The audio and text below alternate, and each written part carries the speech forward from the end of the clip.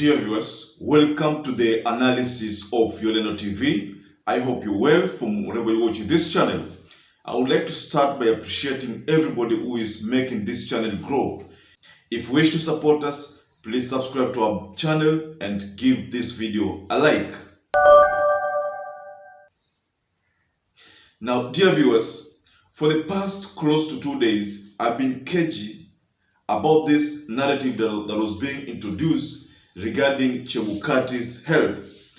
There is a time I saw news somewhere that CHEBUKATI was not well. And then the next news that I heard was that CHEBUKATI had been flown to Germany in 2007. That was the time when Kivuitu was at the helm of the, I think initially it was not IEBC, but it was Electoral Commission of Kenya, ECK, yes, ECK. So he held that position. That was in 2007. So you remember what happened during election when Raila Amolo Odinga was the top runner.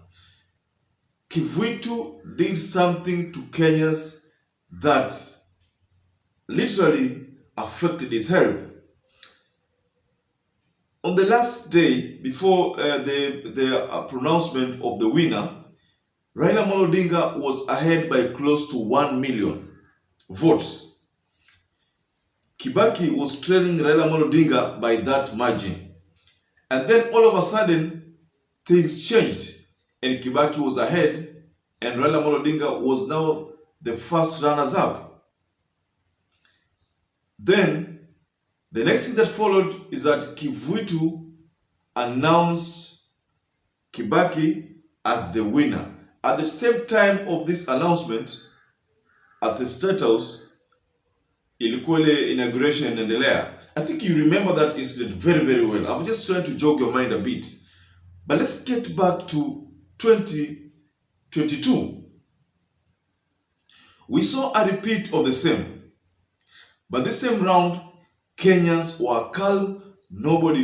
People didn't riot that much. Despite the fact that it was all clear that CHEBUKATI had not announced certain polling stations, certain constituencies. So that already indicated that there could have been something that was happening behind the scenes. So it is expected. The cries of many had to affect CHEBUKATI.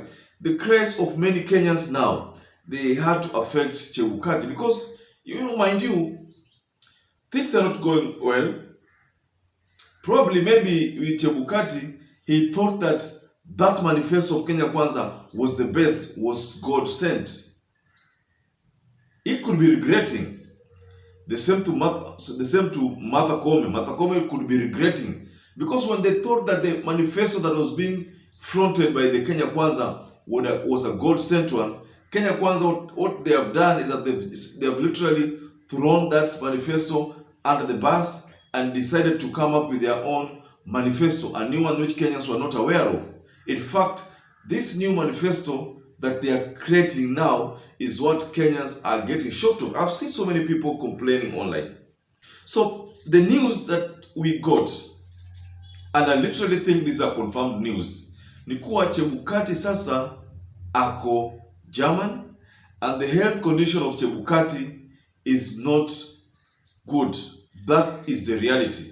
The health condition is not good, and he is in Germany. Mind you, CHEBUKATI is supposed to go to, is it Canada? By, I think that is next month between 11th and 20th there.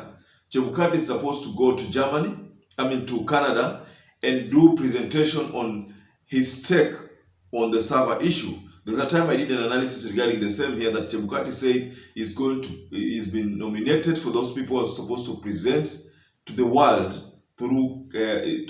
regarding how server issues concerned. So he said he's going to debunk, the issue of debunking the server facts, the server narrative in Canada. And when in this channel we said that instead of CHEBUKATI taking it to the Ufungamano Hall and then sharing this narrative with Kenyans, because Kenyans have been asking him directly, but he's not been responding. Mind you, there's a time there early this year when Raila Amolo Odinga was disclosed that Muchelule, Chebukati, and Wetangula wameoa mali pamoja, and then Chebukati said through his lawyer that Raila Amolo Odinga should withdraw those words, or else he would take Raila Amolo Odinga to court. We literally saw Wetangula mention that, but Muchelule did not utter a word regarding the same. So that time, Chebukati wanted to sue Raila Amolo Odinga over first that narrative, second, the narrative that he paid Raila Amolo Odinga a visit. But Raila said, I have footages that I will showcase should you feel that maybe I'm not telling the truth. So that time, you remember very well, Chebukati said, release those footages or I take you to court. Raila said, take me to court, I will release those footages there. So that indicated that there was something, and that Chebukati was aware, and in fact, Raila Amolo Odinga's words were true. Because otherwise, Chebukati would have taken Raila Amolo Odinga to court and clear his name. So let's go back to this issue of Germany. So if Chebukati is sick, and if he's seriously sick like we see, then what next? Of course, he's ex-IEBC chair, so there is no vacuum with him being sick. There is a vacuum right now, but that is subject to those appointments which will be done by the government, opposition, and other players. But should Chebukati feel sick, too sick, probably if Chebukati is too sick to an extent that he can't even perform, then kuna ile role alikuwa amewekewa ya court of appeal judge. You remember that the time we mentioned that in this channel, that the Kenya Kwanza people are working towards making sure that Chebukati is a court of appeal judge, you know, because of course Chebukati is qualified to be a high court judge or a Supreme Court judge, because to be an IEBC chair, you must be having the qualities almost similar to a Supreme Court judge. So that means Chebukati has capacity to deliver according to, you know, the requirements. But then this issue of IEBC will affect interviews going forward, because that will crop up. That will forever be a tag, like ile shadow yako kitembea iko na wewe. That tag will forever be with him. So that's the reason why you find that he issue a IEBC will forever haunt Chebukati. It will be like a shadow that he walks with.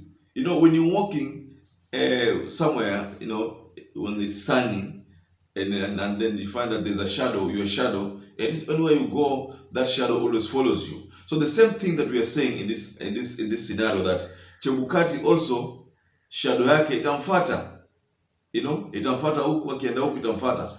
That will forever be a tag that he will carry, and that blame will forever be his, because even Martha Koome is facing the same. Martha Koome also is facing that blame, because everywhere she goes, that background, that shadow will forever be with her, that she indeed made a ruling without considerations, without so many considerations. And soon after those considerations, there were details which were being exposed, so many hackers exposing these narratives. There were stories of whistleblowers coming back to the limelight to express what they saw during those during the process of electioneering. So all these things, Chebukati did not know they would come to the limelight. All these things, Martha Koome never knew would come to the limelight. Now these things are forever being a tag that they will carry with them wherever they go. So ladies and gentlemen, let us wait for the exact true health of Chebukati while he is in Germany. And I think going forward, we expect, though the government is trying to protect this information, but if it's true that Chebukati is in Germany for treatment, then we will know more details, and those details as they come, we will share them in this channel. So ladies and gentlemen, allow me to wind up there. Once again, I'd like to urge you to stay safe and stay blessed until we meet again in the next analysis.